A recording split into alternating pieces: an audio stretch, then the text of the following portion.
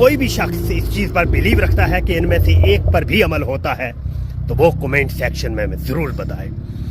آپ نے قائد اعظم کے 3 سنہری اصول تو دیکھے ہوں گے: ایمان، اتحاد، تنظیم۔ انفارچونیٹلی ان میں سے ایک پر بھی پاکستان میں عمل نہیں ہو رہا۔ اگر کوئی بھی شخص اس چیز پر بلیو رکھتا ہے کہ ان میں سے ایک پر بھی عمل ہوتا ہے تو وہ کمنٹ سیکشن میں ضرور بتائے۔ دیکھیں، سب سے پہلے ہم بات کرتے ہیں ایمان پہ، جو کہ دنیا اور آخرت کے حوالہ سے ہمارا سب سے امپورٹنٹ، دی موسٹ مینڈیٹری جو ایلیمنٹ ہے ہماری زندگی کا، وہ ہے ایمان۔ تو آپ لاہور، اسلام آباد، کراچی، کسی بھی جگہ پر چلے جائیں، آپ 10 شاپس پر چلے جائیں، آپ کو خالص دودھ نہیں ملے گا۔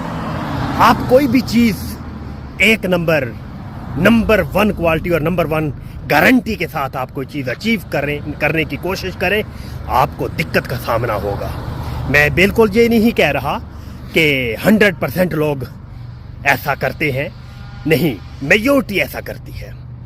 تو ایمان کی بات جہاں کلوز کرتے ہیں، نیکسٹ ہم چلتے ہیں تنظیم کی طرف، ڈسپلن کی طرف۔ ڈسپلن کا ایسا بیڑا غرق ہوا ہے کہ خدا کی پناہ۔ تو ڈسپلن کی ہزاروں ایگزامپلس کوٹ کر سکتا ہوں، آپ کسی بھی کانٹیکسٹ میں دیکھ لیں، ماں سوائے 1% کے ڈسپلن نام کی کوئی چیز نہیں ہے۔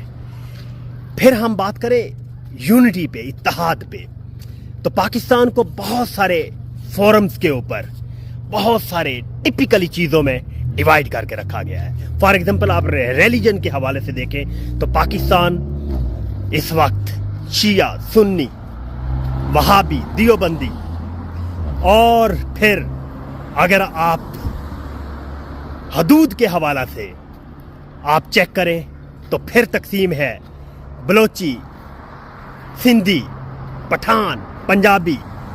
ہم ڈیوائیڈ در ڈیوائیڈ ہیں، ہم تقسیم در تقسیم کا شکار ہیں۔